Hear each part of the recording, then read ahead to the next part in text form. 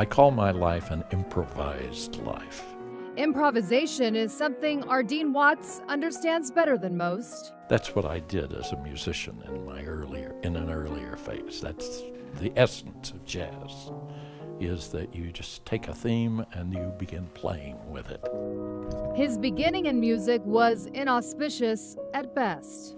At 6 years old, my first piano teacher gave up and said it really isn't worth your time. But his mother had enough passion for both of them, and her dream of Ardean becoming a musician finally came full circle. Her dream of having musicians is inexplicable to me, but it is the reason why I'm who I am. He has always had a deep and personal relationship with music, just like some of our earliest pioneers. The pioneers brought organs and pianos in covered wagons across the plains.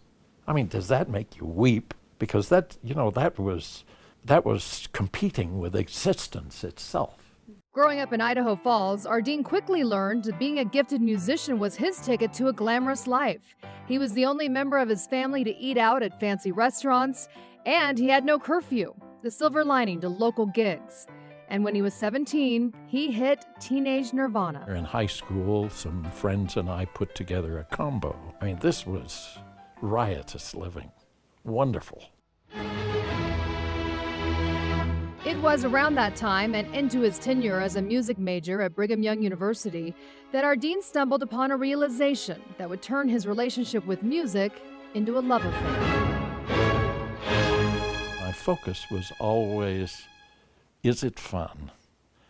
And practicing or composing was not fun. Playing music in front of people and being complimented was fun. While playing was fun, it wasn't always fruitful, as Ardean found out after a trip to Vienna to hone his craft. And I came home, in a sense, a failure. That is, I knew that I couldn't be a professional pianist then.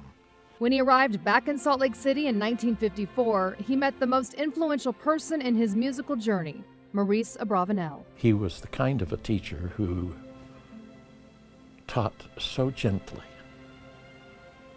and by example that for me he is the giant on whose shoulders I was privileged to lean. It was Maurice Abravanel who gave Ardean the opportunity to be a conductor, and it was love at first concerto. Ardean became the Utah Symphony's pianist in 1956 and moved up to associate conductor in 1968, a position he held for 11 years.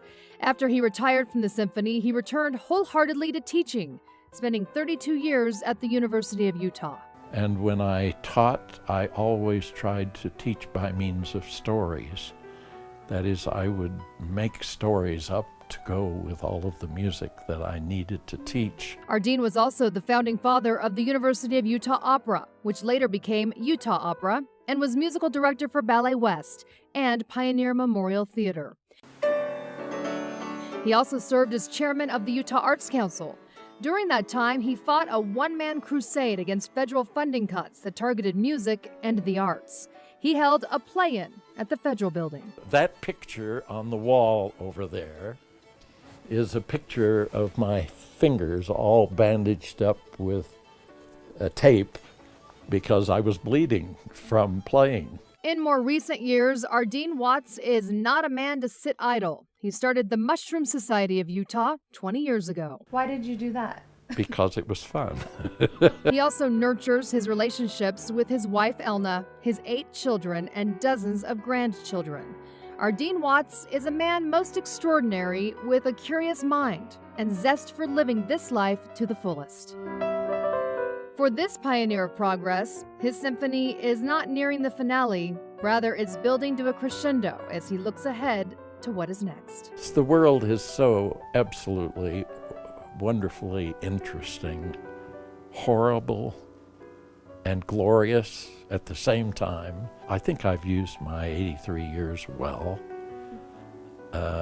just making a very tiny dent in the stuff that was close to me.